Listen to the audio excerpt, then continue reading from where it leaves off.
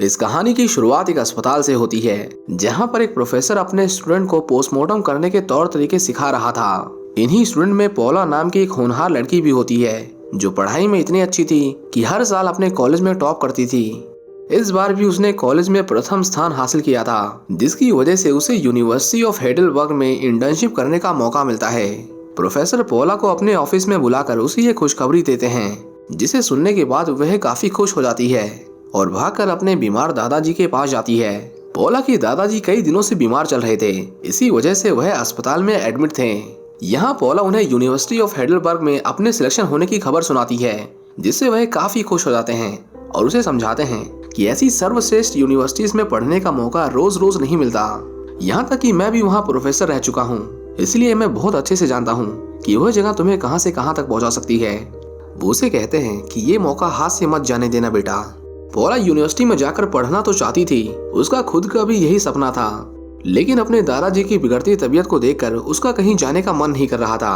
हालांकि दादाजी की इस तरह समझाने के बाद वो उनकी हाँ में हाँ मिला देती है और उन्हें गले लगाकर अपनी जिंदगी के एक नए सफर के लिए तैयार हो जाती है। हेडेलबर्ग जाने की खुशी पौला अपने पिताजी को बताती है, जो कि पेशे से डॉक्टर थे, लेकिन वो नहीं चाहते थे कि वो वहाँ जाए।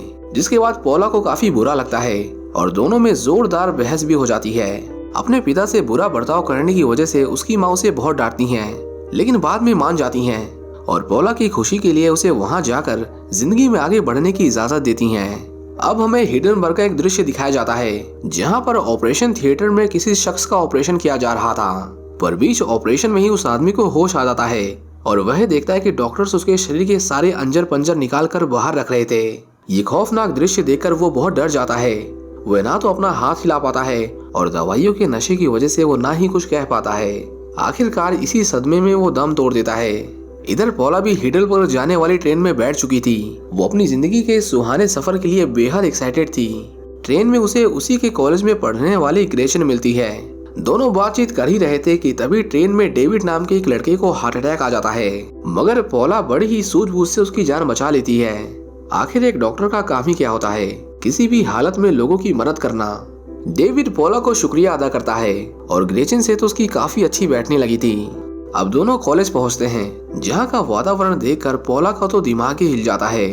उसने जीवन में कभी नहीं सोचा था कि वह इतनी बड़ी यूनिवर्सिटी में पढ़ेगी। हॉस्टल में पौला ग्रेचन के साथ रहने का फैसला करती है, क्योंकि वह उसे शुरुआती दिनों से जानती थी और दोनों के बीच में बॉन्डिंग भी काफी अच्छी हो गई थी। अब वह कॉलेज के चक्कर लगाते लगाते मुर्दा घर की तरफ पहुंचते हैं, जहां पर एक मृत शरीर अपने आप हिल डुल रहा था। ये देखकर ग्रेचन और उसके साथ आई हुई दूसरी लड़की डर के मारे भाग जाती हैं, मगर पौला को उससे बिल्कुल भी डर नहीं लगता। उल्टा वो तो उसके पीछे का कारण जानने के लिए उत्सुक थी। वह जब लाश के ऊपर का प्लास्टिक हटाती है तो उसका गायब सर देखकर उसका तो दिमाग चकरा जाता है, लेकिन उसे ये अच्छे से पता था कि कोई भी मृत शरीर तभी हिलता है जब उसमें इलेक्ट्रिक इम्पल्स दिया जाता है। वो जब डेड बॉडी को चेक करती है तो उसके अंदर उसे केबल और चिप लगे हुए मिलते हैं, जिसका पीछा करते करते वह एक छोटे से कमरे में पहुंचती है। इस कमरे में उसकी क्लास के सीनियर बैठे हुए थे, जो कि उन्हें डराने के लिए करतूते कर रहे थे, लेकिन पौला ने उनका पर्दाफाश कर दिया था। अब शाम होती है और हम देखते हैं कि यूनिवर्सिटी के सभी सीनियर और जूनियर एक साथ मिलकर पार्टी कर रहे थे। ये उनका आपसी मेलजोल बढ़ाने का अपना ही तरीका था। इन्हीं स्टूडेंट्स में कैस्पर नाम का एक लड़का भी होता है, जो पौला पर फिदा था और वो उससे नजदीकियां बनाने की कोशिश करता है।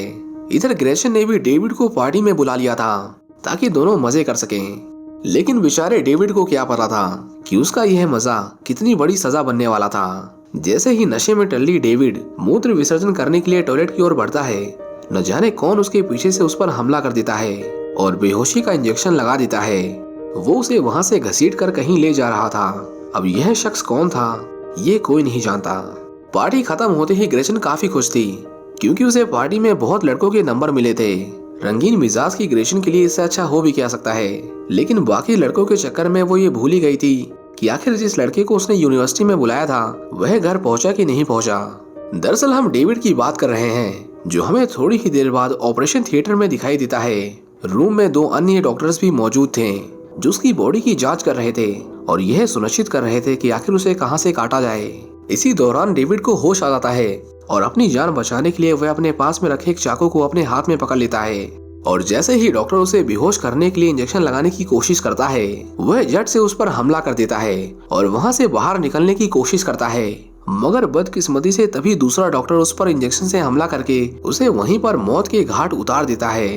सीन शिफ्ट होता है और हम अगले दिन प्रोफेसर ग्रोमबेक को देखते हैं, जो सभी विद्यार्थियों को उनकी पहली क्लास का नमूना दे रहे होते हैं। वह उन्हें बताते हैं कि हम पूरे विश्व में अपनी रिसर्च के लिए जाने जाते हैं। हमारे यहाँ के डॉक्टर्स दुनिया भर में मशहूर हैं। आप में से भी कुछ लोग यहाँ से निकलने के बाद उन्हीं की तरह मशहूर हो जाएंगे और ऐसे में हमारा काम है कि हम आपको इंसानी संरचना के बारे में अच्छी से अच्छी जानकारी दे सकें, ताकि आने वाले समय में आप सभी एक अच्छे फिजिशियन बन सकें। इसके बाद प्रोफेसर सभी बच्चों को एक अनोखे म्यूजियम में लेकर जाते हैं, जहाँ इंसानों के शरीर की संरचनाएं मौजूद थीं। वो उनसे कहता है कि ये सभी नकली इंसानों के ढांचे हैं, लेकिन दोस्तों असल में ये वही लोग थे जिन्हें जिंदा मारकर गैर कानूनी तरीके से वहां पर रिसर्च किया जाता था। इसी दौरान पोला की नजर एक स्केलेटन पर पड़ती है, जिसके नीचे उसके दादाजी का नाम लिखा था और वह खुशी से झूम उठती है। वो प्रोफेसर को बताती है कि यह उसके दादाजी द्वारा बनाया गया स्केलेटन है। ग्रोमबेक कहते हैं कि यकीनन तुम्हारे दादाजी इस यूनिवर्सिटी के सबसे काबिल छात्र थे और उसके बाद जब वह प्रोफेसर बने तो भी उनके सामने कोई नहीं टिक पाया। यहाँ हमें अजीब अजीब इंसानों की संरचनाएं दिखाई जाती हैं जो पूरी तरह से असली थीं। यहाँ हमें वह इंसान भी दिखाया जाता है जिसकी हमारी कहानी की शुरुआत में ऑपरेशन थिएटर में ही मौत हो गई थी। न जाने ये शख्स कौन था और उसके साथ उन्होंने ऐसा क्यों किया। दूसरी क्लास में स्टूडेंट्स को डेड बॉडी का पोस्टमार्टम करने के तौर तरीके सिखाए जाते हैं। पोला काफी खुशी खुशी क्लास में पहुंचती है, लेकिन जब वो अपने सामने डेड बॉडी को देखती है तो उसके चेहरे की रंगत उतर जाती है। असल में दोस्तों उसके सामने डेविड की लाश पड़ी हुई थी, वही डेविड जिसकी जान उसने बीते दिनों उस ट्रेन में बचाई थी। यहाँ प्रोफेसर पोला को डेविड का दिल निकालने को कहते हैं, मगर डेविड के शरीर पर लगे घाव से पोला समझ जाती है कि वह इतनी जल्दी तो बिल्कुल नहीं मर सकता है। प्रोफेसर कहते हैं कि हो सकता है कि इसे पहले से ही रिसर्च करने के लिए तैयार किया जा रहा हो। हालांकि पोला को इस बात पर बिल्कुल भी विश्वास नहीं होता, क्योंकि डेविड की हालत इतनी भी खराब नहीं थी कि वो मरने वाला हो। इनफैक्ट वो तो कुछ दिनों पहले यूनिवर्सिटी में पार्टी भी करने आया था। ग्रेशन को भी अब दाल में काला लगने लगता है और पोला चुपके से डेविड के ब्लड सैंपल को अपने पास ही रख लेती है। वो जब लैब में उसके खून की जांच करती है तो उसमें उसे बड़े ही अजीबोगरीब पदार्थ मिलते हैं, जो कि किसी आम इंसान के शरीर में पाना बेहद ही मुश्किल था। पोला अपने एक दोस्त को फोन लगाती है और उसे खून की अत्यधिक जांच के लिए कहती है, जिस पर वो उससे कहता है कि सिर्फ खून से काम नहीं चलेगा, तुम्हें उसकी बॉडी के कुछ टिश्यूज भी मुझे भेजने पड़ेंगे, तभी दूध का दूध और पानी का पानी हो पाएगा। ये बात पोला कैस्पर को भी बताती है, लेकिन उसे इन सब बातों से बिल्कुल भी फर्क नहीं पड़ रहा था। वह तो सिर्फ पोला पर फिदा था और उसके साथ डेट पर जाना चाहता था, लेकिन पोला ने अभी भी इसका जवाब उसे नहीं दिया था। पोला मुर्दा घर जाती है और डेविड के शरीर से टिश्यू निकालने के लिए उसे फ्रीजर से बाहर निकालती है। इसी बीच उसकी नजर डेविड के शरीर पर लिखे AAA पर पड़ती है। पोला उसकी बॉडी से टिश्यू निकाल ही चुकी थी कि तभी वहाँ पर रूम का गार्ड आ जाता है, जो उससे पूछता है कि तुम इतनी रात में यहाँ क्या कर रही हो। जिस पर वो फटाक से प्रोफेसर ग्रोमबेक का नाम लेकर कहती है कि उन्हीं ने उसे यहाँ पर भेजा है।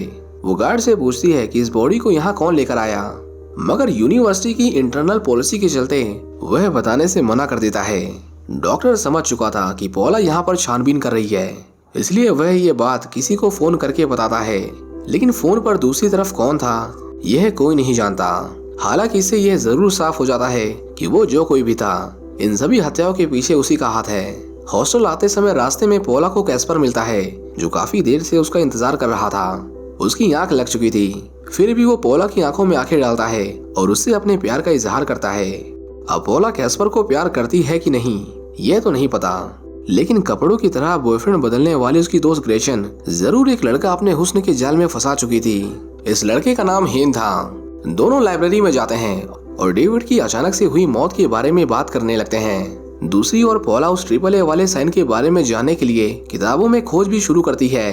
तभी उसे उस शब्द का मतलब मिलता है। AAA का अर्थ था एडजेक्टिवल एंटी हिपोक्रेट, जो कि एक खास तरह का रहस्यमयी समाज होता है और ये प्राचीन काल से जिंदा लोगों को मारकर उनकी बॉडी से एक मॉडल बनाया करते थे। इस समुदाय का वास्ता हिडलबर्ग यूनिवर्सिटी से काफी पुराना है। ये लोग उन्हीं लोगों को अपना शिकार बनाते थे जिन्हें पहले से ही कोई गंभीर बीमारी हो, ताकि उनको मारकर उनकी बीमारी के इलाज के बारे में पता लगाया जा सके।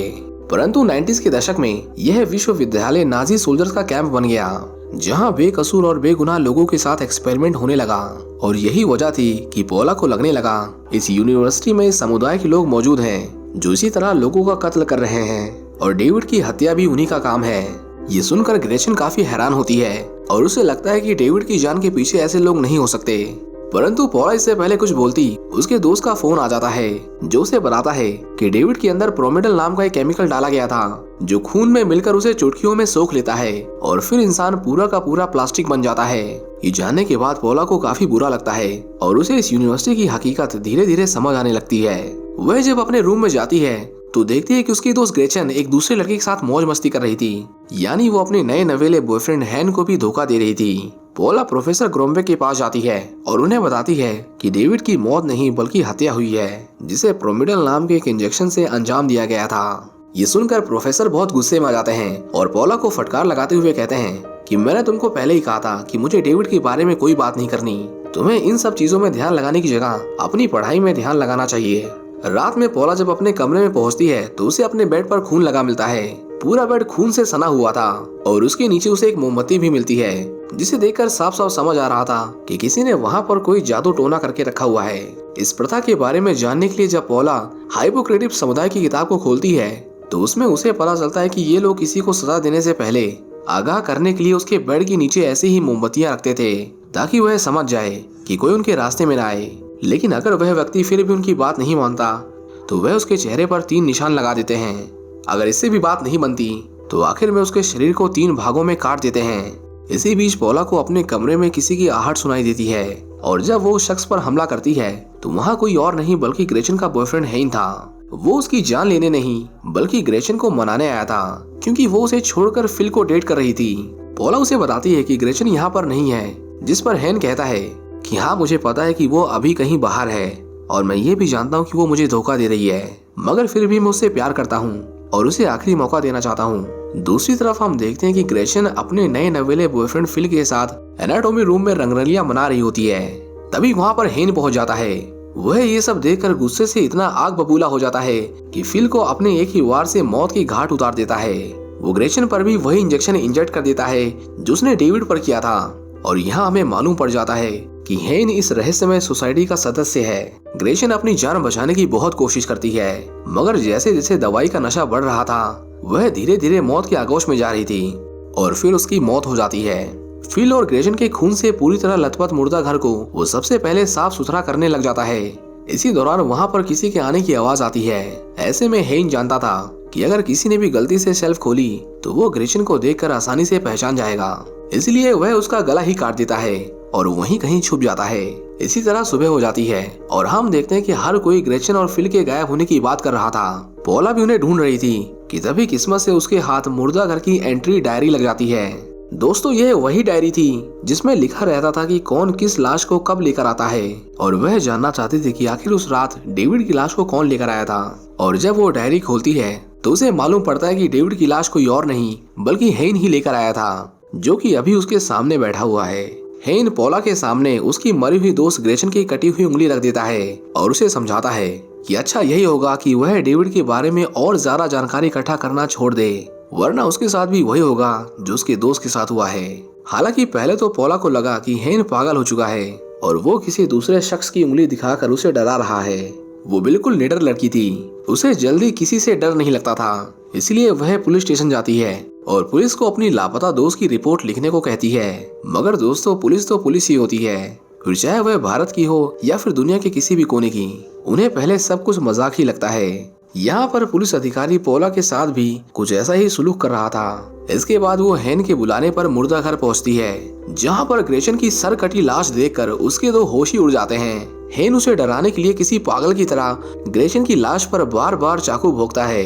पोला काफी डर जाती है और अपनी जान बचाने के लिए वहाँ से भागती है और भागते भागते वो बेसमेंट में पहुँच जाती है। बेसमेंट में उसे वही सिरिंज देखने को मिलती है जिससे उस समुदाय के लोग जिंदा लोगों को मारा करते थे। न जाने कहां से वहां प्रोफेसर ग्रोमेक आ जाते हैं। पोला उनकी जान लेने ही वाली थी कि तभी वो उसे रिलैक्स होने के लिए कहते हैं और कहते हैं कि वो इस सीक्रेट सोसाइटी को कई सालों से चला रहे हैं। यहाँ उसके कई सदस्य मौजूद हैं जो इंसानी शरीर पर एक्सपेरिमेंट करके उसकी संरचना और बीमारियों का बहुत ही गहराई से अध्ययन करते हैं। हम ही लोगों की वजह से इस दुनिया में नई क्रांति आई है और तुम्हें जानकर काफी हैरानी होगी कि तुम्हारे दादाजी भी इस समुदाय के सदस्य रह चुके हैं, यहाँ तक कि उन्होंने ही सबसे ज्यादा इसकी सेवा की है। और तो और चुटकियों में इंसानी खून को प्लास्टिक में बदल देने वाला प्रोमिडल इंजेक्शन भी तुम्हारे ही दादाजी की देन है। ये सब सुनकर पोला को काफी दुख होता है, क्योंकि उसके दादाजी उसके लिए आदर्श थे। लेकिन उसे नहीं पता था कि जिन दादाजी के नक्शे कदम पर वह चल रही थी, वह भी इन्हीं लोगों की तरह हत्यारे थे। इससे पहले पोला को अपने दादाजी से बात करने का मौका मिलता, उसे मालूम पड़ता है कि उसके दादाजी अब इस दुनिया में नहीं रहे। आगे हम इस हाइपोक्रेटिक समिति की एक मीटिंग देखते हैं, जहाँ पर हेन को दोषी करार दिया जाता है, क्योंकि हेन उनकी समिति के नियमों के विरुद्ध काम कर रहा था।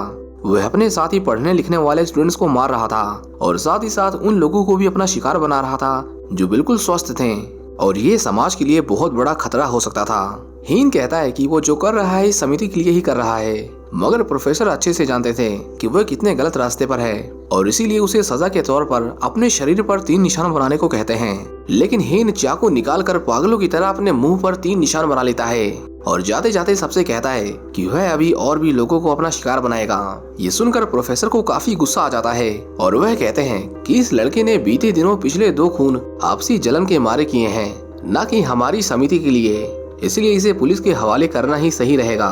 परंतु हेन जेल नहीं जाना चाहता था, इसलिए वह प्रोफेसर के घर जाकर उसे बड़ी ही बेरहमी से मार देता है। इधर पोला जब अपने दादाजी के कमरे में जाती है तो उनसे जुड़ी सभी चीजों को देखकर उसे विश्वास हो जाता है कि वाकई उसके दादाजी इस रहस्यमय समुदाय के सदस्य थे। वो उनसे नफरत करने लगती है।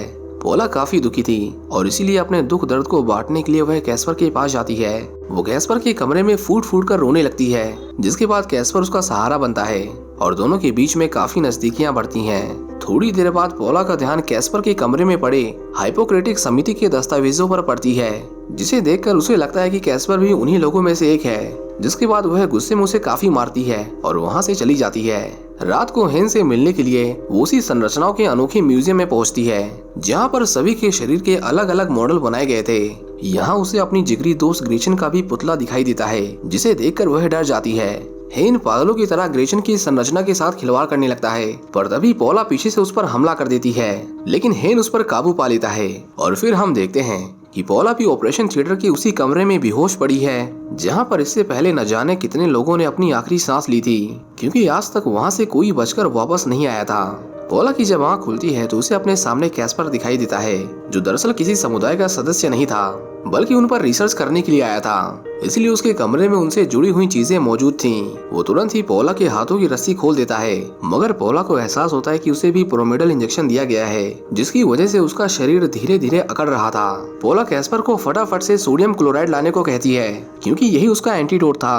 उसके शरीर में इंजेक्शन लगाने के बाद पोला का शरीर हरकत में आने लगता है, लेकिन न जाने कहां से वहां हेन और उसका दोस्त आ धमकते हैं, जो कैस्पर पर हमला करके उसे बेहोश कर देते हैं। वो उसके शरीर को 2 भागों में काटने की व्यवस्था कर रहे थे। उन्हें बिल्कुल भी अंदाजा नहीं था कि पोला होश में है, और जैसे ही दूसरा डॉक्टर उसके पास आता है, मौका पाते ही वो हेन के साथी पर प्रोमिडल इंजेक्शन से वार कर देती है और वहाँ से भाग जाती है। हेन भी उसके पीछे पीछे भागता है और दोनों में थोड़ी बहुत हाथापाई होती है। वो सर्जरी वाली प्लेट से उस पर अटैक करने की कोशिश करता है, लेकिन इस बार हेन का वार खाली चला जाता है और पोला बड़ी समझदारी से एक इलेक्ट्रिक वायर के जरिए उसे करंट देकर मार गिराती है। वहीं दूसरी तरफ उसका वह साथी डॉक्टर इंजेक्शन के जहर से थोड़ी देर में स्वर्गवासी हो जाता है।